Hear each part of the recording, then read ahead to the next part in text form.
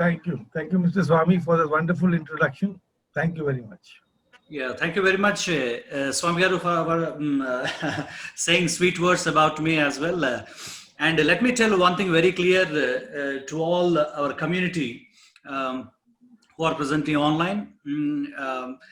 Right now, I'm really excited to talk to really a committed and a person who reached the excellence in his subject matter. It is really, I can say in Hindi, mera naseeb hai ye. This is my fortunate moment to talk to my loving professor, Rajkumar Rai sir, through this Zoom platform. And once again, I would like to say thanks to Dr. Swami for giving me this wonderful opportunity to talk to my loving professor who is into this cinema field, that type of film education or making documentaries, advertisements. He's a master of this particular trade. Thank you very much. Once again, welcome to you, Rajkumar Rai sir, to this Zoom. Yeah. So since many years, actually, I have this oscillating question in my mind. How did you get into this field, sir? Can we start with this question? I'm very curious about it, please. Okay, no, first of all, as Dr. Swami said, I am a film teacher, so, going back into my past, all I can say is that I grew up like a usual film loving person. I grew up watching films, and then, I joined Pune Institute, which is a premier school those days, and the only place where you could go and officially learn filmmaking. And so I went there, and then after that, it's been a long journey, and traveling, making films. I was involved a lot in advertising films, and in Bangalore and Chennai, and eventually I ended up in Hyderabad, and I started teaching. And I've been actually with Ramanayadu for the last 11 years teaching. So that has been a substantial time of, teaching. And I learned also a lot in that process. But let's see, now I'm very happy being a teacher, and I love talking about films and, and discussing cinema. As you have rightly titled your talk cinema, which is a very big word. That's true. So I'm happy to be here. Thank you very much for having me here, and you and Dr. Swami, and it's always a pleasure to talk about cinema. Thank you very much, sir. And could I ask you, what is cinema according to you? What is your understanding of cinema in all these years? See, cinema is, in a nutshell, what is cinema actually? If you look at cinema, it is just, moving images which you shoot and you put it together. So ultimately, it is images which are being joined together to create something, a form. So in that sense, primarily today we look at cinema as a storytelling form. But cinema is an art which has its different forms, and basically at the heart of it, it is moving images, and how and what you can do with these moving images, create a language, is cinema. Okay. So is it simply moving images, sir? Does it require any soul inside that? No, like I said, question a little further. No, like I said, because I teach history, when cinema was born, it was just the capacity of a camera to record movement, So, and they took some shots of everyday life, and they showed it to people, and people loved it, and, they were very mesmerized by it. So that was the heart of cinema. That was just, a capturing of a moving image, a three-dimensional image on a screen, So that was the, primary attraction at that point. And then eventually, pioneers came, and they, started thinking and started putting these shots together and trying to create a language. So joining these shots ultimately developed cinema as we see it today, a form where you can tell a story, you can make a documentary, you can make an advertising. There are different forms. So at the heart of it, it is, moving images. But it has become a very, very complex storytelling form today, and it is a big, big activity, and hundreds of films are made and people watch it. It's a big thing in our life. That is primarily the capacity of the filmmakers to put these images together and to create a story and to create a narrative, Yeah, yeah. and tell stories. So it becomes popular. Yeah, true. So now my question is like, is it only for entertainment purposes, sir, or is there something beyond that? Is it a mere entertainment medium, or is there something beyond that? See, very frankly, I came into cinema seeing it as an entertainment medium. I grew up in, all the Hindi films, all the big stars, and the lovely films that and the lovely stories that I grew up with.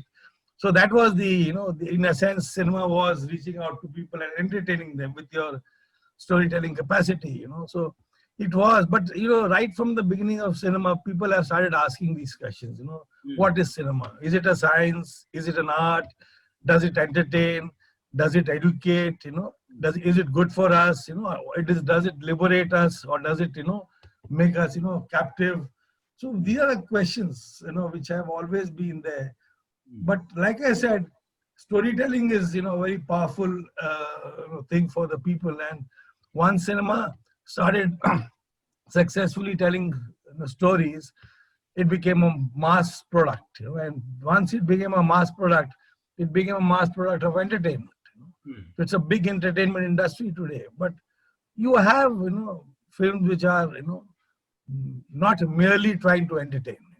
A circus entertains, So the whole point is that there are, suddenly now you can begin to see cinema as a very complex form, which is telling you wonderful stories, and, and it's also doing other things. Yes. Like I said, there are other forms, So entertainment is, The primary, and the the majority karma of cinema, to entertain. It is being put there, and you have to entertain there. That is what we have to say. Yeah. Do you see at present cinema, is it really crossing the limits of entertainment? Is it going, is it slipped somewhere and going into something See, else? crossing this question is actually, it's very difficult in a sense. Crossing the limit, when you say, I mean, I don't know what about the limit, but the thing is that cinema is always, I mean, depending on what is the limit you are talking about. The thing is, cinema like, is, yeah, I would like to put my sense here. So the thing is, when you are addressing a specific audience, so in that sense, I'm talking when you are just targeting to a specific group. So that is what my sense of using the word. See, cinema was this thing which, it's like anything. If you put it in the hands of a bad person, he'll use it in a certain way. If you put it in the hands of a good person, he will do it in a certain way. Cinema has been powerful in terms of how it has been able to reach people. And in that sense, there's propaganda cinema. The Nazis used to make films and show it to people, and create their presence. So propaganda cinema has always been there, and all kinds of intentions behind cinema is there. But cinema is in itself a mass form of entertainment. And as a film student, it is a job to see beyond entertainment. We have to also look at the possibility of cinema to do other expressive things, and to express other creative ideas. But it's a tough question, because you can do anything with cinema. I got it. I got the sense. So coming to this film studies, or otherwise a study related to cinema, many times when I met you personally, we discussed about the importance of theoretical aspects of cinema when you are studying it. So do you really believe that the sense of theory is really important in studying cinema, or will that happens automatically once when you start working? How do you see the balance, between the theoretical aspects of cinema making or film making and the practical aspects of it? Do we need both? No, theory is ultimately, cinema is both. It is also trying to understand the form of cinema, the medium of cinema, and the different aspects of, ideas that go into it. And there's also the craft aspect, that you have to learn, because ultimately cinema is a technological medium. It's you shoot with a camera and you do editing and you put sound. So these are all the crafts of cinema. So when you look at theory and when you look at practical, it's about understanding the form of cinema and then to be able to learn how to use that form. How to, it's an apparatus. It's like a painter who's got all this apparatus in front and he chooses to paint. So you have to teach the students, how to be able to operate this whole edifice of cinema, this apparatus of cinema. At the same time, why do you make films? What is the kind of film you want to make? What do you want the film to do? These are questions which are, theory has always been, when cinema was formed, as cinema was growing in terms of entertainment, Hollywood was growing, there was also theoretical studies. Theory and practice had always been together right from the beginning. People have always tried to study cinema. I always tried to see how cinema works. And of course, the different ideas involved with cinema. So theory has always been parallel with filmmaking. So when you look at a film school, if you look at America and if you look at all these places like Hollywood, where you have a very clear distinction between theory and, when you are joining a film course, you are either joining for production, which means to make films, or you are joining as film studies, the theoretical aspects. You are going to be only studying the theory. But here, when we are talking about places like FTI, where I come from, and subsequently the other schools which have come up, they all try to, balance the two. That a certain amount of theoretical studies is important for the well-being of the student, as the filmmaker. At the same time, you must also learn the technical aspects, which means how to use the camera, how to use the other different machines that he has at his disposal, to be able to make films.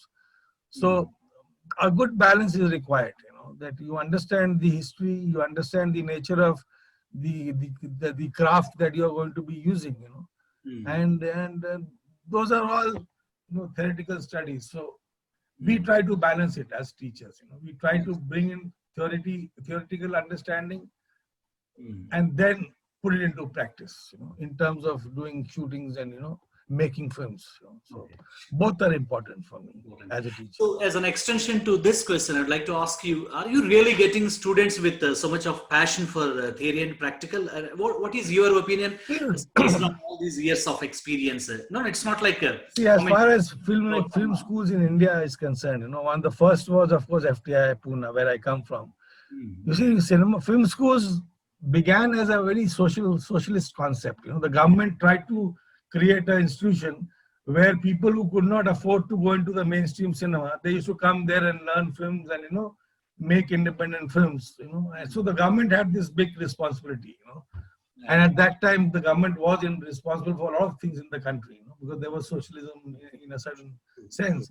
But over the years, now cinema has become such a big thing that you need technicians, you need people to, come and create that content, because the film industry and the television industry and now OTT is created a huge demand for content, for filmmakers, technicians to come and story writers. So that demand has fueled many other schools. So a lot of private players have come into it. A lot of studios have now realized that to be able to get people, like Ramanaidu Studio, you must open a school so that you can train people and assimilate them into your production. So now there are many schools. So that is, and students who come now, FTI still has people who come from Northeast, who come from, marginalized parts of society, who can't afford to make films and who can't afford to come to Bombay or, Madras or Calcutta and join the industry. So they want to learn how to make film. They want to enter, so it's a very clear concept for them. And there are many schools like that. But at the heart of it, the student who comes looks forward to understanding theory. He looks forward to, to really understand history. And I think when I teach the students and I see their, eyes opening up when I talk about history and when I talk about theoretical ideas, I realized that they all want to, but Mm. there are other things about our, Understood. Yeah. generation and, the kind of mindset we are producing, you can see that in engineering colleges, Mm. hundreds of guys just want a degree and just want, a certain kind of, and, there's still no job, there's no, so those things are there also in films, because you have so many film schools opening and a lot of people are just coming in and they want to enter the industry, theoretical practice. So this conflict is always there. So every time when I meet a student, I meet both students who just want to learn how to make films and enter the industry, and I also meet students who want to genuinely understand not only films but themselves as filmmakers. Why have they, so it's the filmmaker is also important, because he's making the film.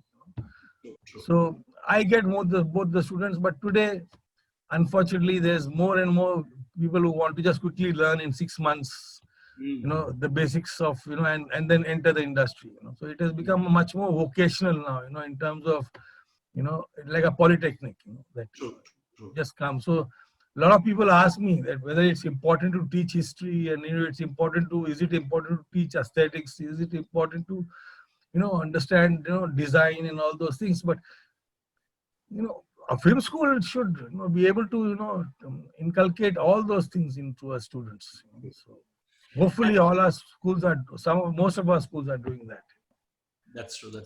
And what I understood here is, with all you were saying, the bottom line is one should have the right aptitude, just like any other field. Here also they should have the It's not just an aptitude. It's like in my case, and there's a cultural upbringing. When you're growing up, you are imbibing your culture. You are through your parents, through your grandparents, through your society, your village, your hometown, wherever you live. So you are, engaging in cultural activities. So that kind of training is very important. So that by the time you come, become an adult and you want to express yourself, you have some, experience of the world, of the culture that you are, existing in. So that kind of preparation is very important. But today, like I said, a lot of students come without that preparation. So that preparation is happening right from the time you are young. When you are born, from there, that preparation starts. When the kind of, things that you imbibe in your growing up years. Exactly. So my problem with a lot of these young generation guys is they have not, really grown up imbibing their culture, their languages, their stories and their, literature, their music. So it becomes difficult for those kind of students to suddenly come into a film school and then start to be able to discover their, cultural leanings. You can't do that. So that is a problem. So it has to begin with the way we live our lives and the way we, make our children grow up, and what kind of values we inculcate. So it's a bigger thing than just a film school. It's life. Yes, Cinema is life. exactly. At some point. Yeah. So that's important. Yes. Thank you. Got it. So coming to this history of cinema. The thing is, actually, when we look at, because I studied history, economics, and political science in my graduation long back. So those days, what I studied, and in latter years, I came to know so many things falsified, fabricated. That stuff we studied. Is it same in case of film history? Or No, problem with history is, it's a problem with film history. Let's talk about film history, because that is what we are talking about. That exactly. Film history is, first of all, film has a very definitive history. We know when it started. We know when it began, and from there, that history is chronicled. We know 100 years history is not a problem. Problem is when you have to know 500-year-old history. Exactly. So now 100 years is not much. 115 years, that 20 years that cinema has existed. So that history is, there for us to see. Problem with India is that we don't have much respect for history. Even in school, we used to hate history. So the whole idea is that if you genuinely love films, you will genuinely love its history. That is important. I mean, you cannot love cricket without loving how Rohan Kanai batted and how Wesley Hall bowled. You are. It's part of your loving. So history is important because, if you love films, you have to love its history. We don't have much, writers of history in India. We've never chronicled history. Our silent cinema history is totally dead. There is no evidence of any of our silent, films. From till the 1930 when sound came in, the silent cinema that India made, 80%, 90% of them are dead. So we never had that, liking and respect for that history. It's only when, after independence that, when the government and they realized the need for history and preservation of films and all that, that the National Archives was set up, where history was chronicled and, preserved. So then only we have started understanding and focusing on film history. So Dadasaheb Phalke, who is the father of Indian cinema, was discovered much later. It's not like he was, it's only happened after, mostly after the independence, that, we started looking back at our history and trying to, understand it. But film history is easier because, like I said, it's 120 years old. If you look at proper film history, because there is a prehistory of film also, how camera came into being, how, photography came into being, all that part of cinema history. But history begins when the first films were made, and which was, in 1895. So it's all for us to see. Yeah, that's true. But we have to love our history more, and that is the first thing I teach the students. That you have to love. Then only one can enjoy the subject, as already you mentioned about. Yeah. So there are many filmmakers. I'm sorry. There are many filmmakers whose love for history made them filmmakers. Tarantino and all these guys.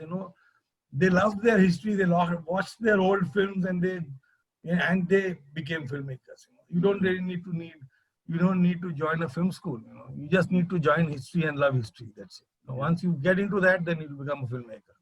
But Professor Sir, just what I believe is these days many are looking at history just for the sake of, I believe, no, it is purely my opinion, maybe wrong, just for the sake of copying concepts or imitating someone else. Do you see something like that?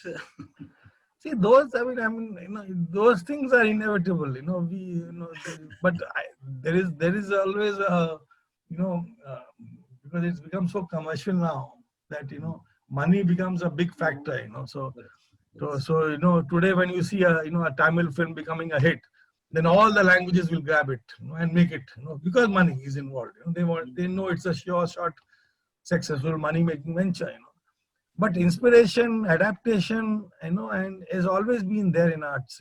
We always look back at our teacher, at our masters, and we, from them we imbibe, and we become what we are. So there's nothing wrong with that. Yeah. But yes, there is a commercial side, which where you can see that they don't have a noble intention, rather, except to make money. Yeah. Then becomes a problem. Then there is a problem. True, that's true. I hope I've understood you. I've understood your question. Yeah, that's true. That's true. Yeah, exactly. Yeah, I got my answer. Yeah, that's true. That's true.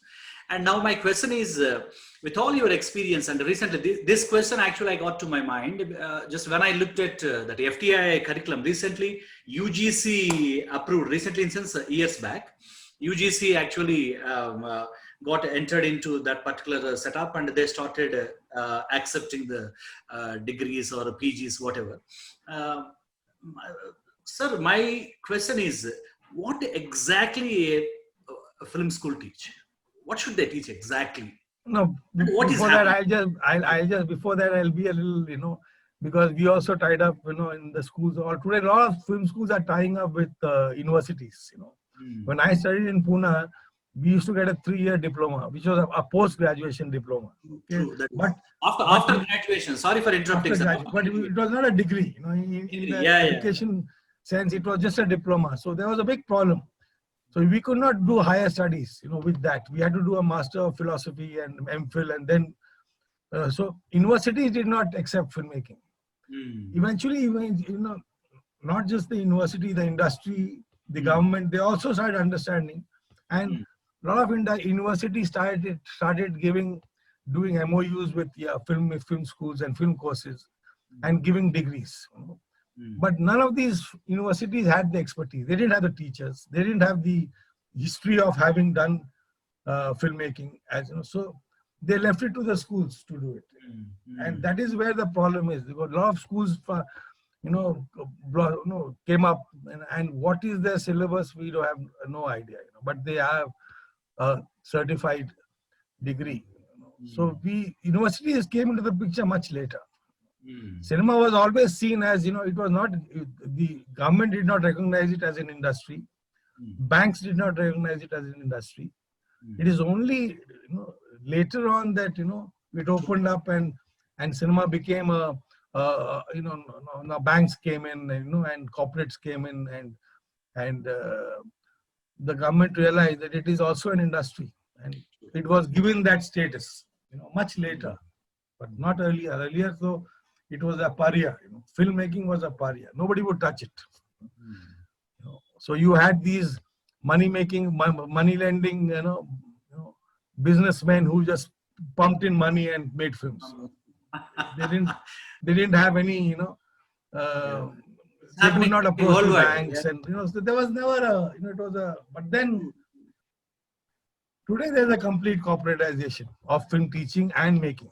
So teaching, now you have big companies who are opening schools, and big studios are opening schools, and universities are now started their own film courses and things like that. That's beginning to happen. So universities have now come into the scene. They were not there earlier. Have you ever got any proposal or request from premier institutions like FTI or SRFTI or something else like that for a common curriculum agenda kind of thing? Have you ever got invitations to? No, now the government schools that you have, like SRFTI in Calcutta and FTI in Pune, they are the two main film schools in the country. So now, earlier there was two separate. One was the state government, one was the central government. But now they have combined a kind of a coexistence, where they take common admission test and they place people in either of these two institutions. And in a certain sense, syllabuses are, very, very similar. Their structure is very, very similar. And all the other schools that have come up, like Ramanaidu and all that, they created their own syllabus. And they took, when they created their own syllabus, they studied the syllabus of FTI, SRFTI, and there are other schools, which are also, the famous schools of the world. You have New York Academy, you have, the American schools, then you have Russian schools, Moscow. So people studied these syllabuses, but ultimately, cinema, how many different syllabuses can you have about cinema? Cinema is filmmaking, which means you need to learn camera, you need to learn sound, you need to learn how much can you do difference in terms of syllabus. You can't really have too many. So more or less all the schools, all the respectable schools, they all have syllabuses which are hybrid of each other. So FTI becomes and SRFTI become a kind of role model in terms of the syllabus. But people have tried to work out their own syllabuses. And what film schools teaches exactly, sir? Because you studied in FTI and in all your observation, what exactly they teach and what it has to teach exactly? See, I'll tell you what this is a question that people have asked me as a teacher also. What do I teach? So because I'm in a smaller school. I was in a smaller school because now I'm very soon going to be leaving Hyderabad. So my tenure with Ramanaidu will come to an end. But the whole idea is this is a smaller school, so we don't have a big complex structure. So where me as a teacher has a larger role to play. So people have always asked me what do you teach in films? So as a film teacher and as a film school, we approach a student from 5 different areas. The first area, of course, is from the prism of history. Any student must learn history. He must know from where he comes from, the cinema comes from. He must learn how cinema has evolved through different technologies, through different cultures, through different societies, through different economic periods, political periods. So we must understand history. So that is our first approach. History has to be there. The second approach is what we call aesthetics, art and aesthetics, which means you must understand film as an art, and you must try to understand its complex, aesthetics of any art, in understanding of any art, So its form, its style, all these things we try to understand. So that is the second thing that a student must learn. The third thing he must learn is what we call film direction. Film direction is, what? It's the grammar of making films. So learning screen grammar, learning, the directorial tasks, is the third thing that he must learn. The direction, what we call it. The fourth, that is, as a teacher that I talk about, is of course is editing, because every student, editing is the language of cinema. If cinema is an art, then editing is the language. So you must learn editing, and editing is what? Editing is joining these shots together. You take these separate shots and how you join them together and create this structure of a film. So he must learn editing. The fourth direction from which we approach. The fifth approach is, of course, cinema is a visual form.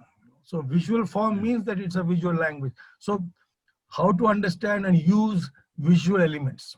So when you talk about visual elements, you talk about visual design, color and all those things that you. So 5-pronged attack as a teacher that I approach the student. And then of course you also have separate departments like cinematography, where you will teach cinematography as a camera, other departments, then sound and editing. But a student and a film school should have these, for the overall development of a film school. Because a lot of students for a film student, because a lot of students come in today with specifically, I want to be a cameraman, I want to be a sound recordist, I want to be an editor, I want to be a script writer. So you need to divide the school curriculum into, these specialized zones where you specialize. So the whole point is, but as a holistic development of a student, you must understand these 5 things that I talked about just now. And that is what I teach. That's how I approach a student. Exactly, sir. Exactly. And so when it comes to students' understanding and students' knowledge, they actually, I believe that a majority thinks about the commercial filmmaking. They look at a popular director and his lifestyle, and they want to reach that particular stage, and they come to film schools or they approach someone. And the other side is artistic aspects of filmmaking or art filmmaking. How you differentiate this art filmmaking and commercial? See, when I was growing up and when I was watching films, and I eventually, when I joined FTI, there were at that time cinema existed in these 2 polarities. One was commercial and one was art. Commercial, when we talked about commercial, we meant the mainstream cinema, which means we meant the film industry. We talked about mainstream films. And when we talked about art, we talked about films which were not made out of these in the mainstream industry, and films which were more realistic, which we talked about real life, and its purpose was different. It was not only to entertain, but it was opening the eyes or opening the mirror to the society. So there was a clear distinction of art and commerce in the 70s, in the 80s. So if you wanted to if you didn't have money to make from the mainstream, you would approach the government, who would give you some money, and you would make an art film. So art film was very clearly defined by money which came from the government, because nobody will give you money. No businessman will give you money to make an art film. So the whole idea is that there was a very clear distinction at those days. But then when cinema became digital eventually, and video and digital came in, and then this distinction in a superficial world disappeared. And like I tell my students today, that and in those days selling was seen as a crime. You don't sell. The artist doesn't sell. He creates. Those kind of idealistic ideas were there. But today, it has to sell. So I tell the students that selling has become an art, and art has to sell. That's true. So both have become. So commerce and art, that distinction is not there today as much as it was there in my days. Today's student doesn't see art, cinema, and he doesn't separate it too much. Of course, there are filmmakers which we can, when we go into history, we know, there are certain filmmakers who are art filmmakers who came from parallel cinema, etc., etc. But today, I don't think that distinction really works, because we all know how important it is to earn money and have a successful career, and to be able to make money, which is which is a good thing. Everybody knows that you have to sell. Van Gogh made his paintings and never sold. And died in poverty. So today nobody wants to do that. That's And if you look at many artists of the past, including filmmakers, who were very idealistic and who didn't want to care about selling, and but today's filmmakers, he's smart, he's a young guy, he wants to make a film, he wants to reach out to the audiences, make big money, and become a successful, moneyed man. So there's nothing wrong with that, That's true. But uh, what you are saying, that You got it. division and that schism is no more there, in That's art and commerce. Right. Where today I think it's more difficult to sell than to Yes. it's so difficult to sell, no? So for a filmmaker, if he doesn't sell, then it's not complete. The filmmaker has to not just make the film, but he also has to sell the film. It's part of the task of a filmmaker. That's Unless you have a strong industry to back him up. Yeah. Now my question is, why are we not producing like a global standard content, sir? Just why are we not in that race of Oscar? Why don't we get into that? I'm not saying, I'm not undermining our skill set or this and that. In general, I'm saying, is there any specific reason for I don't have much to say about the Oscars. Sorry for interrupting you. Even in animation filmmaking, just when we look at that Chota Bheem and other things, which received acceptable appreciations from all over the world, but our content somewhere, I believe that it is very much localized and limited to a specific area. Is that true? Why are we not in that global? When you say Oscars, and you are actually creating a standard Hollywood, you're basically trying to ask me, why aren't we, what do you call it? Why aren't we like Hollywood? I mean, that is a very tricky question, which I am not really inclined to get into. But we always, I think that even let it be British Film Awards, whatever. I'm talking about the global awards. No, I understand. When you say the global, it's everything. What is global? Today, America is global. I mean, come on, Hollywood is not. Where is not Hollywood? Not there. You go to the poorest village in Africa. Okay, you will see a McDonald's there. And you will see a Hollywood there. Exactly. So Hollywood is, when I say Hollywood, I'm talking about Western cinema. Simple. Exactly. So we never have. Even today, we don't have the confidence to tell our own stories. We are still, thinking that there is a Hollywood mindset, and we have to make films to fit that mindset. We are not confident of our, own ability to tell stories, and our own stories. We have such a rich story tradition, and so much of culture of storytelling, but we have not used that. We have not been organic to that. We have tried to, create something which in a sense, Western world will accept. But since then, since digital days and since technology has become, evenly distributed, the level playing field is the playing field has become much more level. Now we are there, in terms of technology, in terms of the quality of our films, in terms of the stories. Like I said, until we don't, you look at some of the biggest non-American successes, like a Chinese film, or some of these Russian films which became very big. They're all about their own culture, their own stories, their own, history. So I think that we are there, but only thing is that, in terms of the content, in terms of stories, we are still not, confident.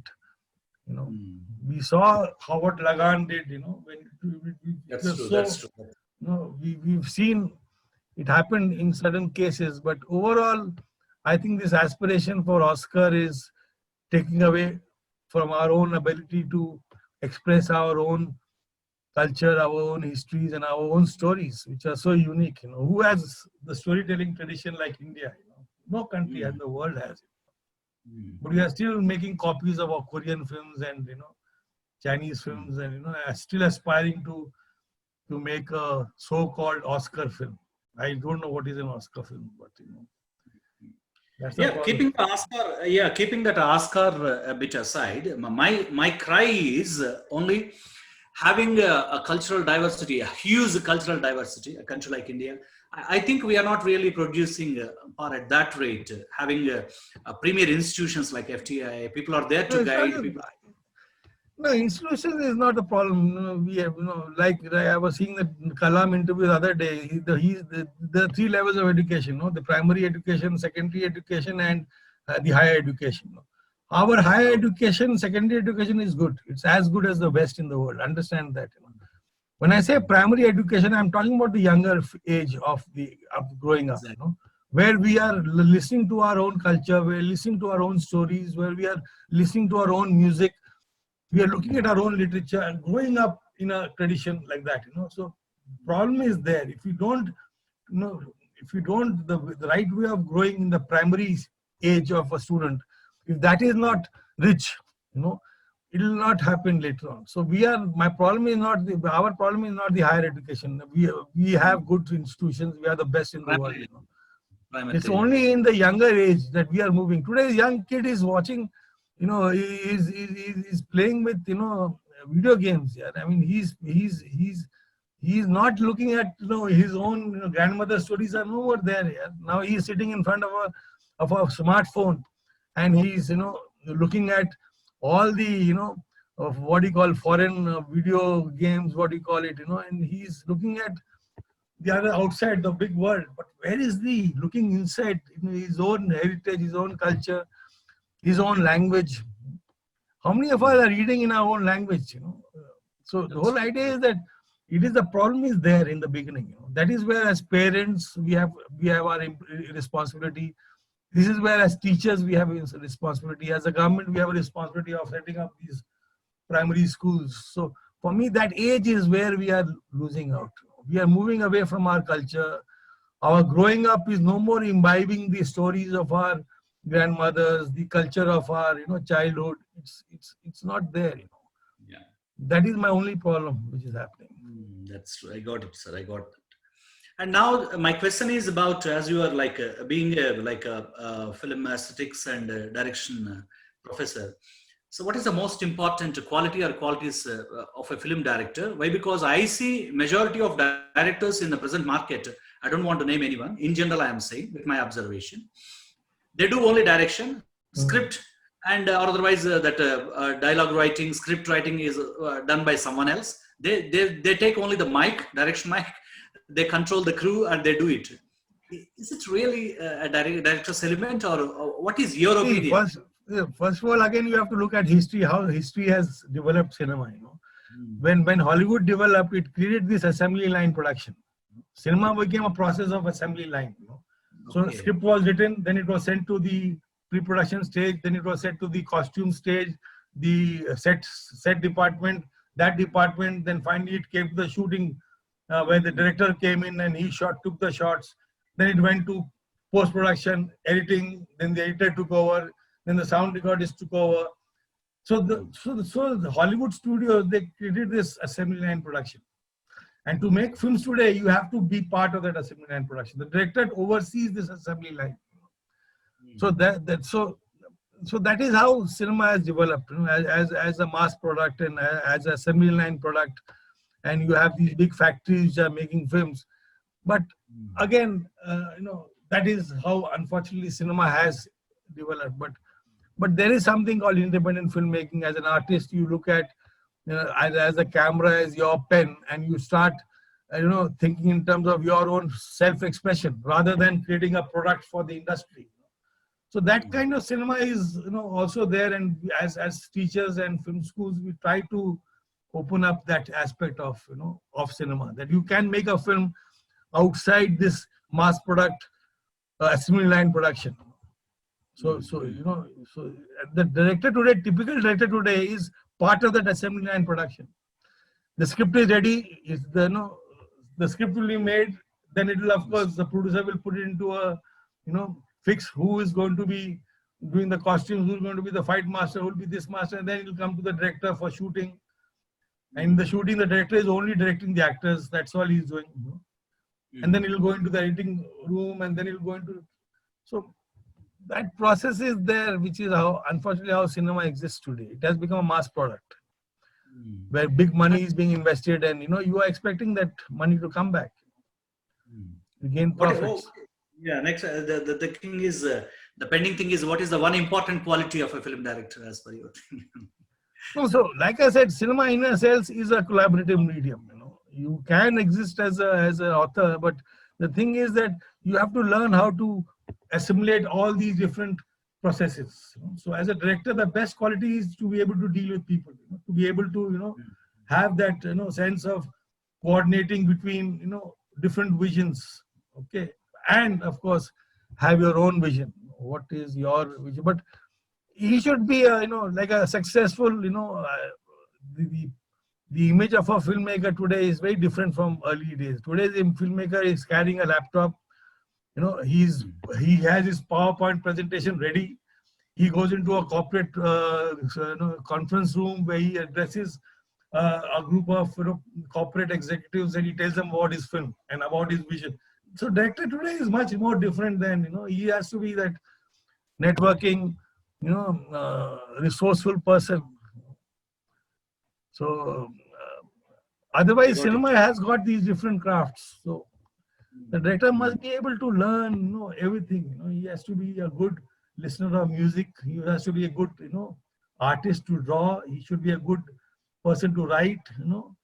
He should know how to, look at images and to take photographs. So there are so many qualities that you bring into a director. So if you look at as a, when I say director, I say filmmaker. So let's separate it. There's a director who is part of that process, and there's a filmmaker who is everything. Raj Kapoor used to do everything in his film. Satyajit Ray used to do everything in his film. That is why we used to call them authors. They would write, they would score music, they would edit it, they would put sound, everything themselves. So as a teacher, I would like my student to become an author, to become an independent filmmaker. Exactly. And that's important. Yeah. Another important question is like when I look at Western cinema and different cultures, means even outside India, there is no such thing called a dance, songs, all these. How did we pick that? How did we develop that song, dance? Is it cultural? It has any song cultural... and dance was always there in our culture. We are, we have because 1,000-year-old dance forms and cultural forms and musical forms and theatrical forms, and so we are a rich country in that sense in terms of our source material. We have a history of source. Of so many things are there. But you see, when cinema started, it was silent. There was no sound.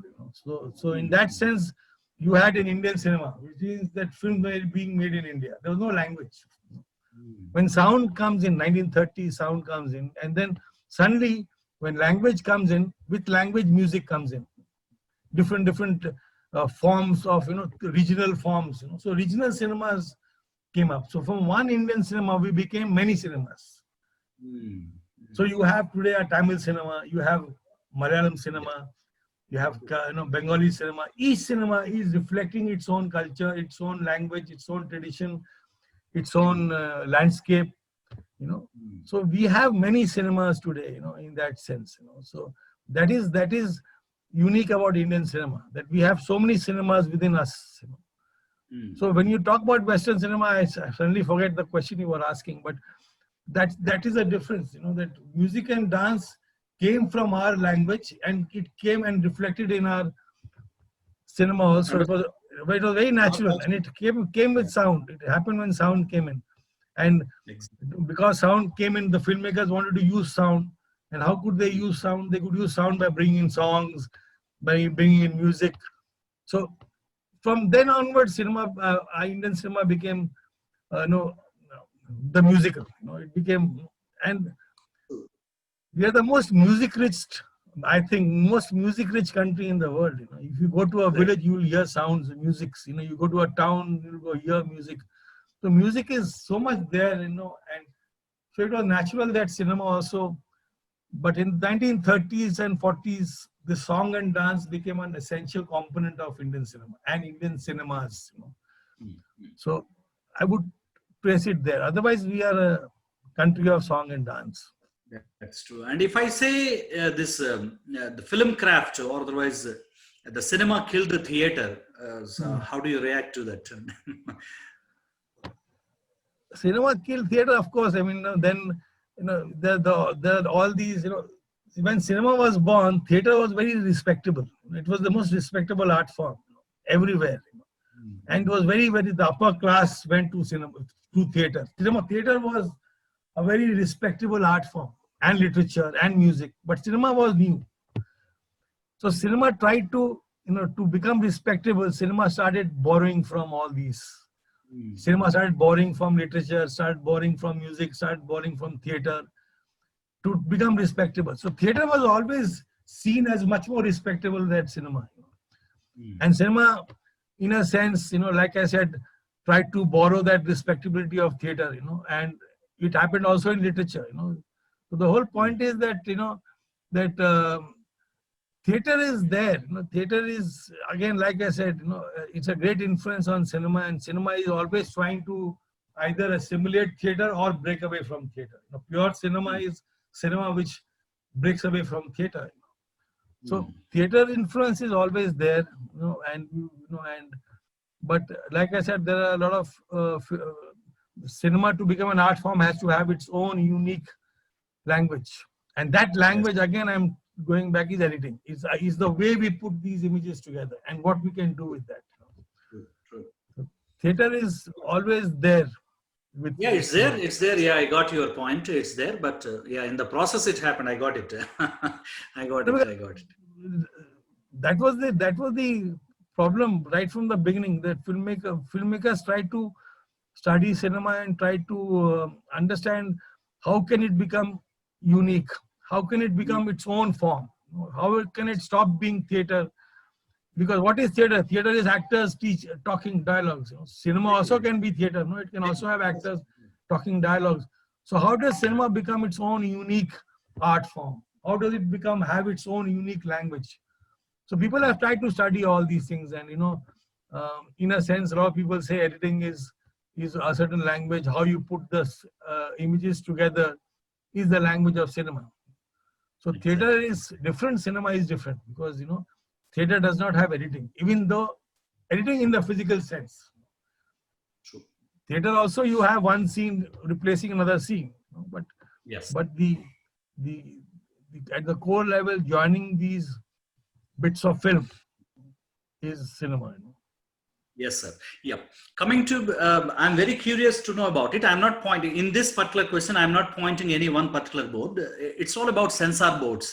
Are they really doing their job properly, or is there any, because so much of noise is there, people are crying about it, and so much of nonsense. Censorship has always been there here. In culture, censorship has always been there, The church used to censor, our culture censors us.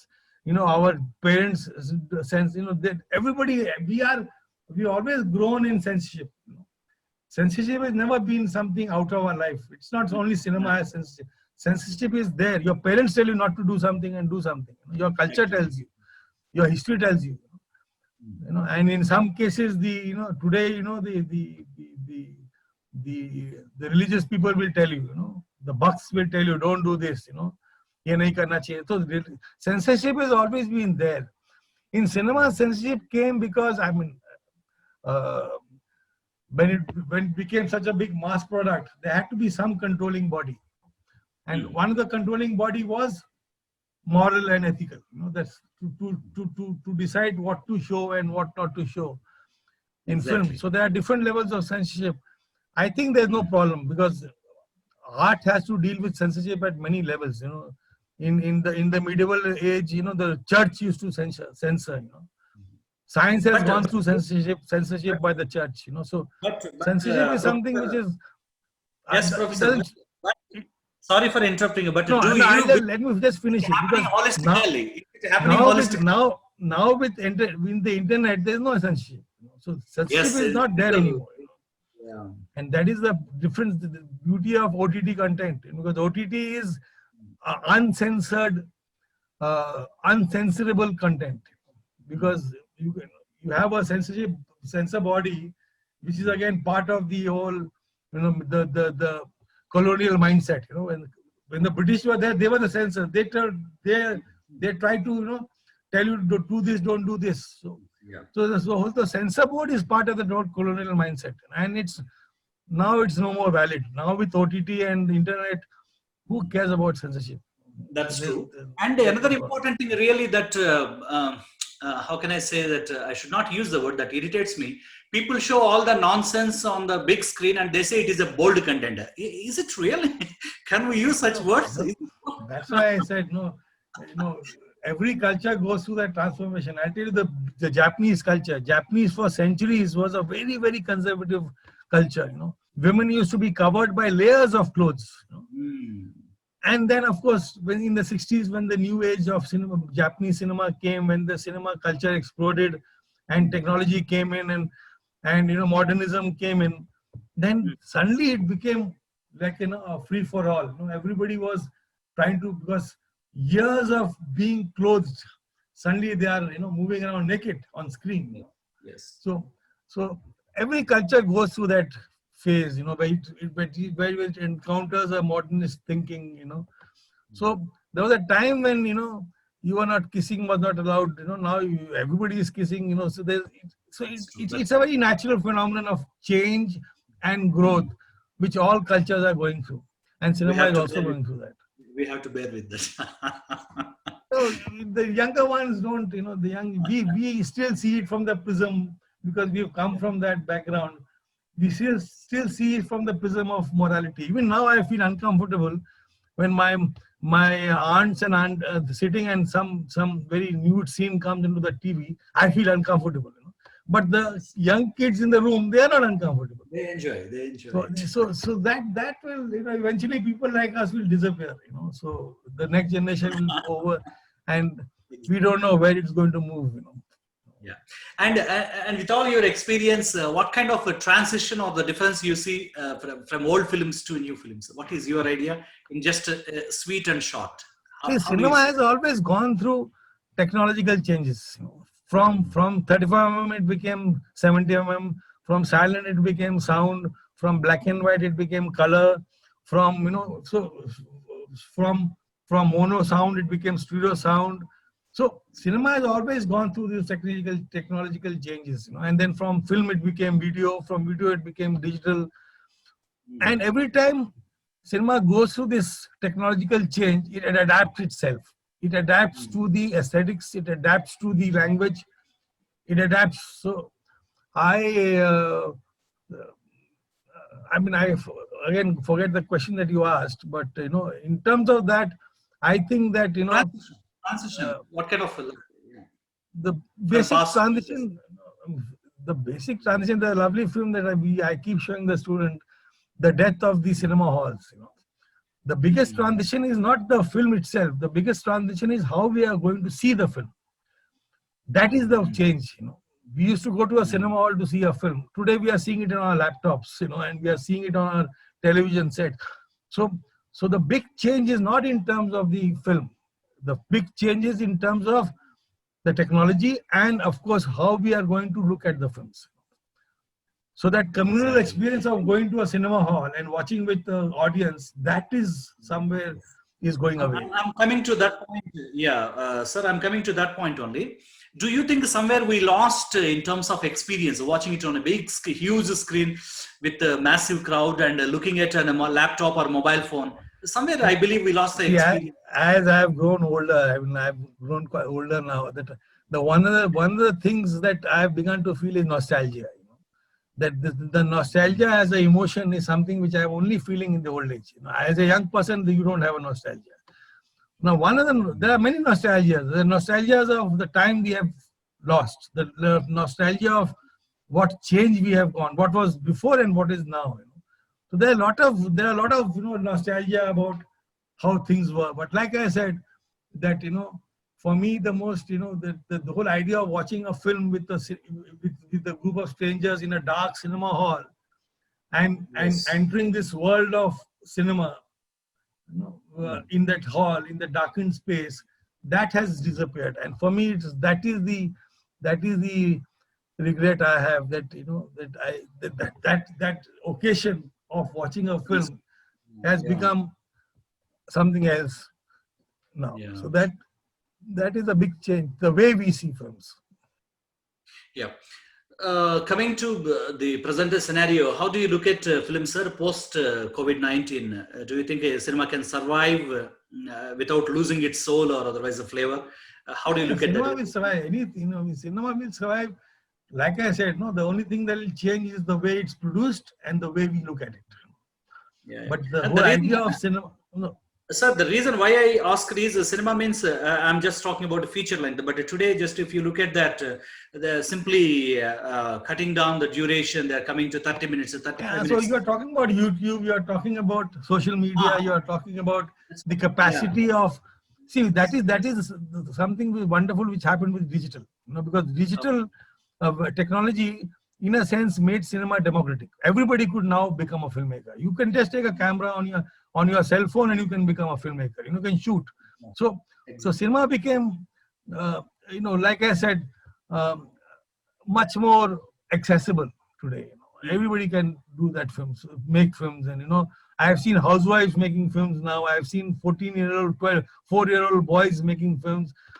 That is because the technology has allowed that, and like I said, cinema has adapted itself. So now you have viral videos which are 20 seconds long, but it gives you as thrill as a 2-hour-old long film. So those changes are there, and I don't have much to say. It's inevitable. I can't. But the thing, sir, don't you see that it destroyed so many job roles when it comes to a feature No, length film? COVID. Sorry, you're talking about COVID specification. I mean the specific.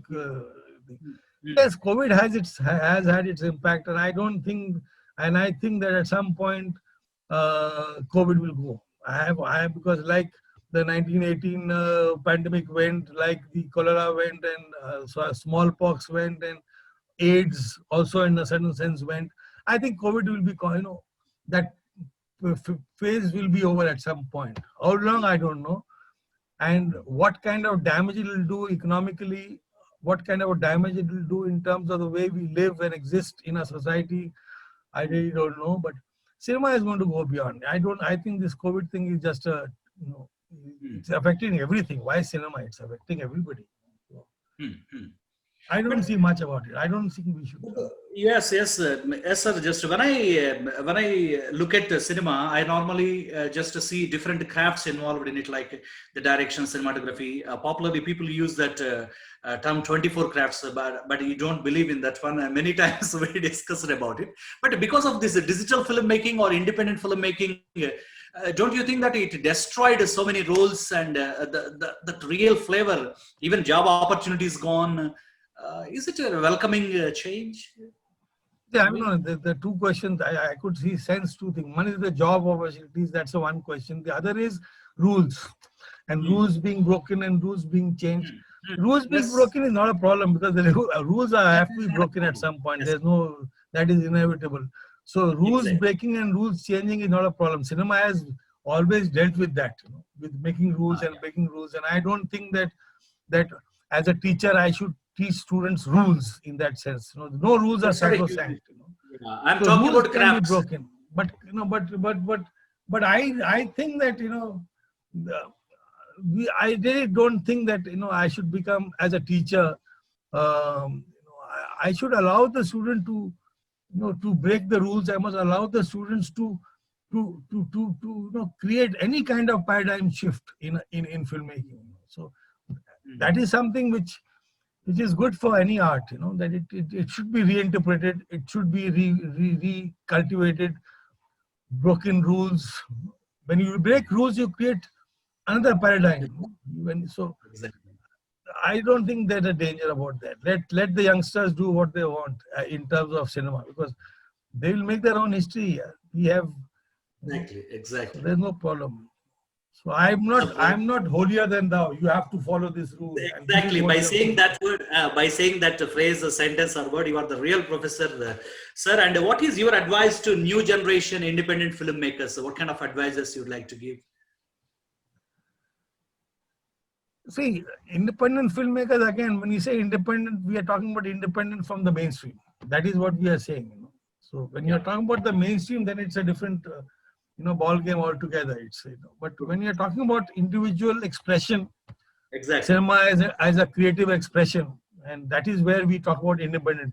Independent of market forces, independent of anything that you are being. So the whole idea of telling these young students about independent, I think first is you know imbibe your own culture, look around your own life, try to assimilate everything that's happening in your life, and don't, I see a lot of students, youngsters with headphones walking on the streets, oblivious of what is happening around. So the first thing I tell my students is to look around, to look around, listen around, listen to your stories, listen to your music, look around, see your country, see your landscape, read your books, know your culture. And once you are solid and strong on that, then any kind of film becomes just a cakewalk. Filmmaking is not a big, not a big unachievable thing. Like going to a moon is a big thing, but making a film is no big deal. So more than the film, it's the filmmaker. As a teacher, I want to cultivate that filmmaker. Craft is easy. You can learn the craft, but how do you inculcate the how do you what do you call the filmmaker inside you? How do you cultivate that? The mind inside you, the heart inside you, the soul inside you. That is very, very important. Cinema is just a reflection of that. Any film is just a reflection of the filmmaker. So for me, the filmmaker has to first cultivate himself. So craft and all is not so important. And I would tell any filmmaker today, growing filmmaker, is like, look around, imbibe your own sights and sounds and stories, and then you will find a way to express it. So, That's true. That's true. You understand? And yeah, and one final question from my end. Do you agree with the concept of biopics? Biopictures. These days, it became a very popular genre, I believe. Personally, one of my favorite books are the biographies that I read. And biopics is a film version of a biography. That's all. It's a biopic. You get to know somebody's life. But with so much of distortion and no, that is see. That is every when you're talking about biopic, you're talking about a certain genre of film. So when you're talking about a genre, every genre has its conventions. Every genre has its what do you call it, the structures and all that thing. So those things are there. But biopics is a good form of film. I have no problem with that. Some people do have. But yes, sir. My cry is when it comes to a fantasy film or imaginative thing, it's okay. You can imagine and produce whatever you wish. But when it comes to a biopic, no, I'm not talking about any specific biopic. That's a different thing. See, like if any they film, tell the story, what is the point in that? See, like any film, there are good films and bad films, and there are good biopics and bad biopics. So there is a very clear distinction. If you look at Sanju, it's a bad biopic. But if you look at I can tell you many films which are wonderful biopics. So there are you have to be clear whether you are making a good film or this is what exactly I want to hear from a master's mouth. That's it. That's true. I love biopics. If it's today we are making biopics on ordinary people. That's my problem. Anybody who has just become little famous, we make a biopic on him. I mean, that's true. Biopic, the film has to be an expression of some greatness. So biopic should be about a person who has, in a certain sense, influenced and impacted our lives. Then it becomes interesting to watch a biopic. But if you're going to make a biopic on on a small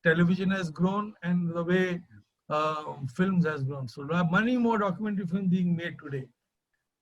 And unfortunately, when we teach documentary, when we teach in a film school, documentary is not what the students are interested about, because they're coming for this big feature film industry and they want to make these films. But documentary has its own special place, and I think that it's as creative and as satisfying as a feature film.